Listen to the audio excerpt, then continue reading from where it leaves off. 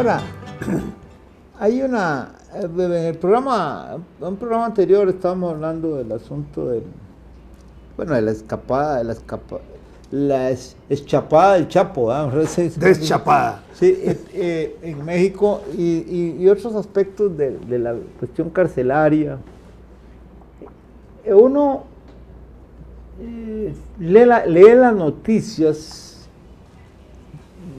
nacionales y extranjeras con una especie de expectativa de que haya coherencia, que haya posiciones razonables alrededor de los acontecimientos graves, importantes. Estaba viendo ahora que se firmó se confirmó el acuerdo con Irán, que ahí concurren todas las potencias, Rusia, China, Francia, Inglaterra, Estados Unidos. Y entonces han llegado a un acuerdo que si no lo han alcanzado, pues sería muy raro que no fuera satisfactorio para todos. Hay aspectos que yo no entiendo de eso. Pero en Estados Unidos, en el sector legislativo, aparece una campaña para tratar de entorpecer eso.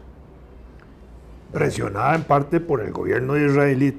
Exacto. Y por los sectores guerreristas, me imagino. Sí, claro. Del Partido Republicano.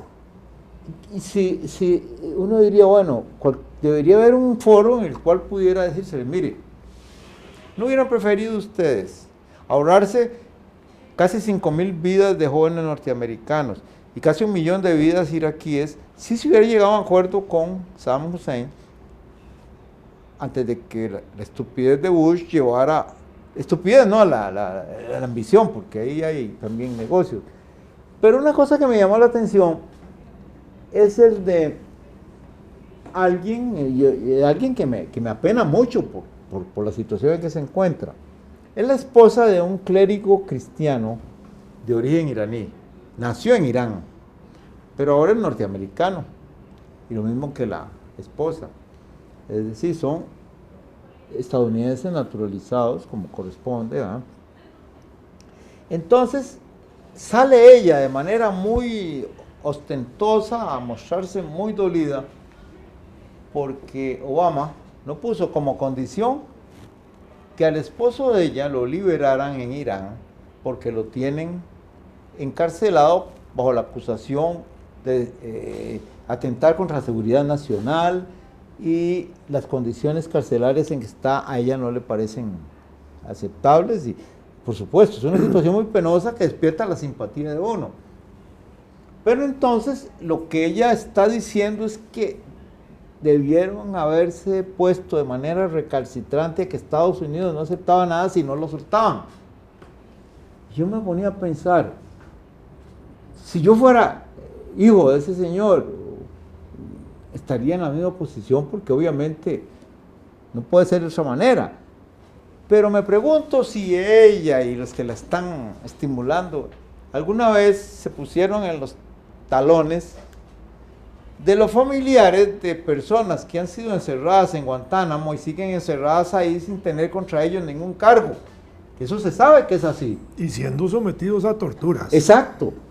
Porque en el caso de señor en Irán, hablan de los problemas de salud y todo. Obviamente yo manifiesto mi pesar, mi repugnancia. Yo quisiera que esas cosas no ocurrieran. Yo estaría de acuerdo en firmar para que lo saquen. Es más, me parece que las autoridades iraníes están perdiendo la oportunidad de mostrar, en vista de que se ha llegado a una magnanimidad adicional, liberándolo a él y a otros. Puede ser que haya algún. Pero la pregunta es esa. Entonces, dentro del país que ha despedazado al país, a Irak, lo ha hecho polvo, lo ha reducido a la nada, y que tiene encarcelados a personas por ser musulmanes en Guantánamo en condiciones.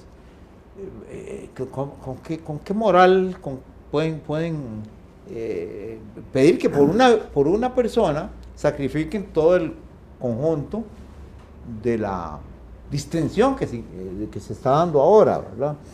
Uno entiende que Netanyahu está despotricando, ese israelita empedernido, obviamente, pero la gente en Estados Unidos que cuando decidieron irse con todo contra Irán y después contra Libia y que no hicieron nada, yo creo que no tienen derecho ahora pedir que se sacrifique todo por eso.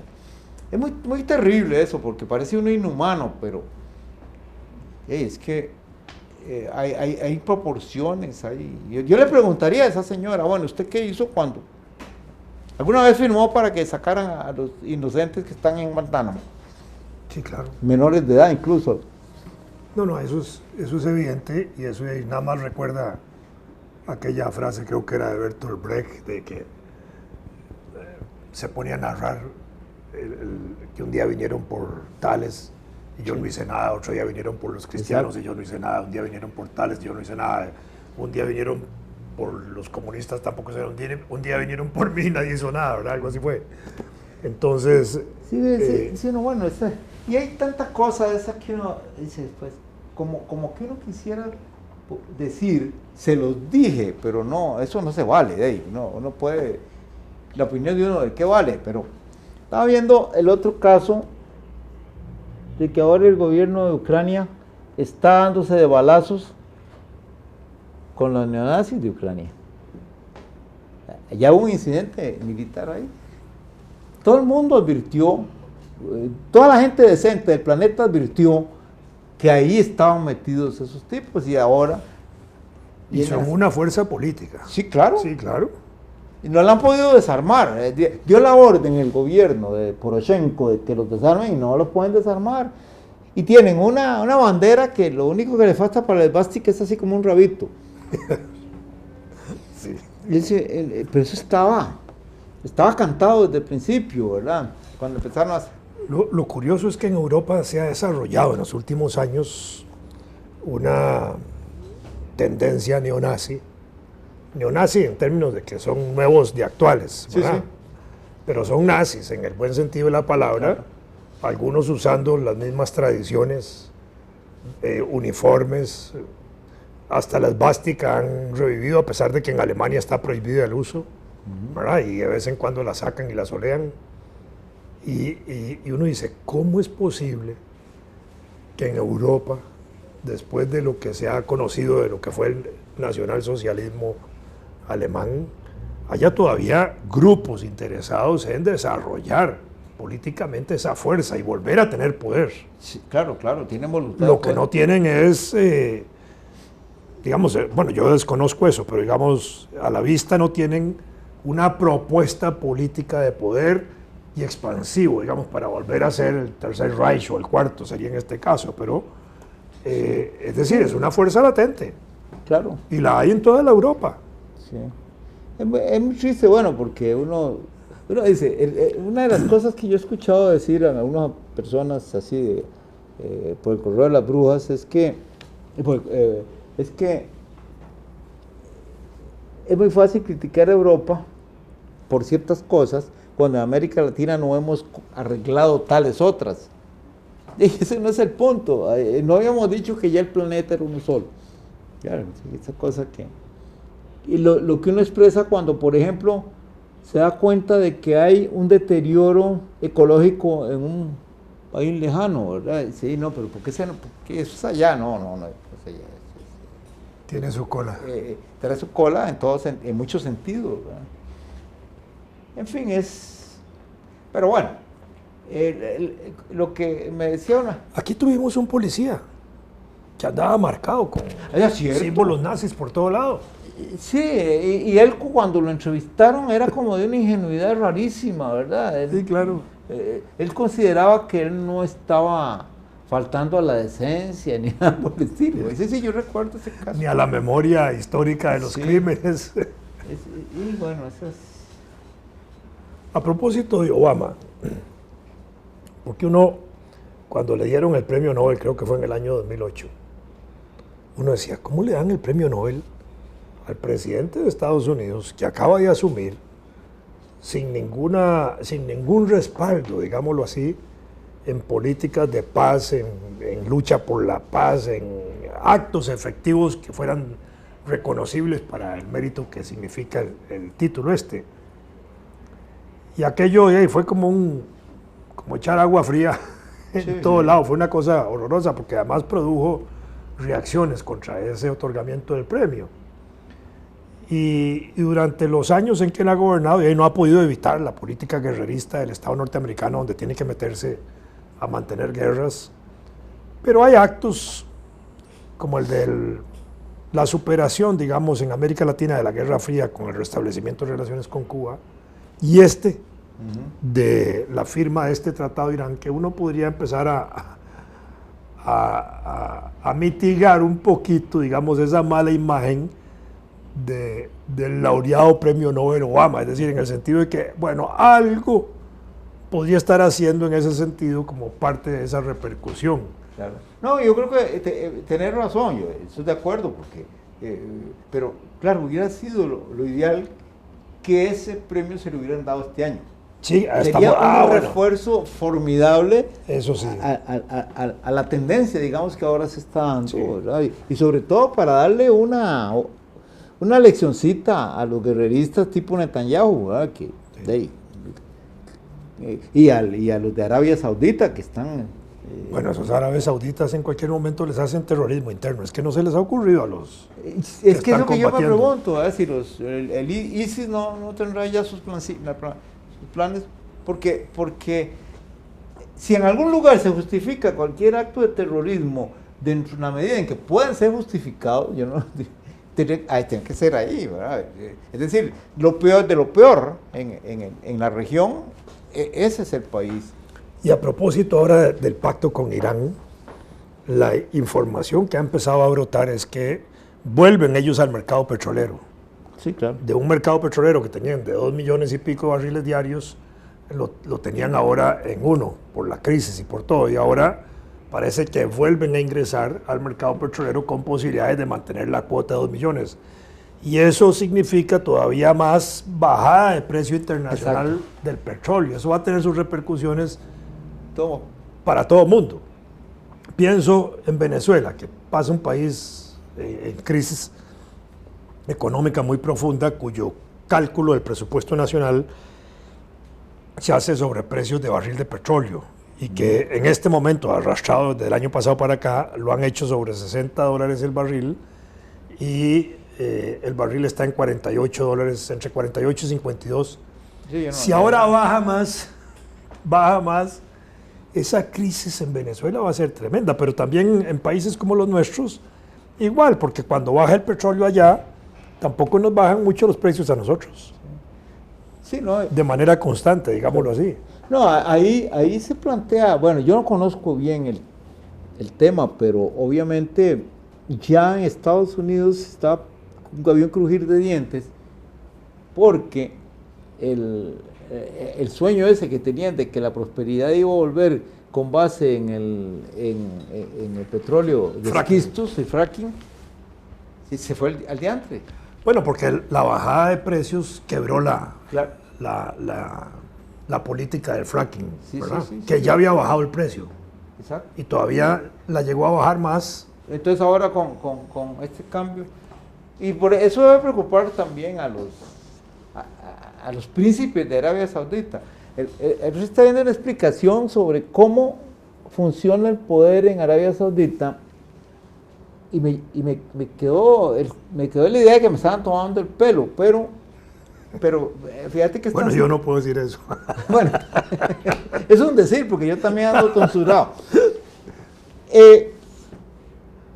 Resulta ser que los poderosos de Arabia Saudita son una familia, o tal vez un clan, yo no sé cómo se denomina eso, que son muy apegados a la tradición poligámica del Islam, y poligámica por dentro y por fuera.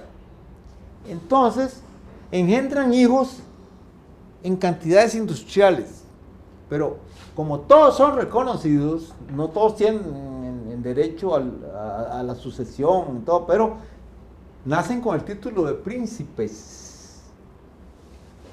Y ese es el conjunto que mantiene el poder. Y entonces leía que debe haber unos 15,000 príncipes. Entonces, ahora sí, hey, no. Es una situación, un esquema que escapa a nuestro entendimiento. Yo no me imaginaba. Entonces, en Arabia Saudita, el número de príncipes casi llega al tamaño de un ejército, ¿verdad? Es curioso, ¿verdad? Yo no sé si será cierto exactamente, pero digamos, la demostración intelectual que se hace convence, ¿verdad? Y ya tenés 15,000 príncipes. Es como tener, como me imagino que en los tiempos del Imperio Otomano, el tiempo brillante, eran los genízaros, ¿verdad? Pero aquí son genízaros con plata, porque todos esos príncipes, cada uno tiene su Rolls Royce y todo lo demás, ¿verdad? Y además en una filosofía que les impide a los árabes hacer cierto tipo de trabajos. Exacto. Por lo tanto, tienen que contratar mano de obra extranjera, que son como esclavos casi, para que hagan ese tipo de trabajos en administración, en el servicio público, en la parte general de la vida. Un y chiste, de la vida urbana, para trabajar así. un chiste de esos que circulan en la red, que son horrendos, aludía que en Arabia Saudita, igual que en Israel, están importando muchos órganos para trasplantes de gente pobre de los otros, ¿no? ¿Y para qué los quieren trasplantar en Arabia Saudita? Porque cuando se frega un riñón a un Mejor tenerlo ahí en congelación. A un príncipe de esos, mandan a buscar en México, en Costa Rica, un donante. Eso está pasando. Eso es una cosa terrible. Bueno, pero entonces el chiste ahí está en que decían que entonces ahora estaban pensando en buscar donantes de manos izquierdas para tener 3 manos, porque necesitan 2 manos izquierdas para hacer las cosas que se hacen con la mano izquierda en el Islam. Sí, claro. En fin. A propósito de eso, de esa venta de órganos, hay situaciones cercanas terribles. Un hijo mío, el mayor, Lautaro, hubo que hacerle trasplante de córneas en los 2 ojos. ¿Verdad? Bueno, aquí fue una dificultad conseguirlas.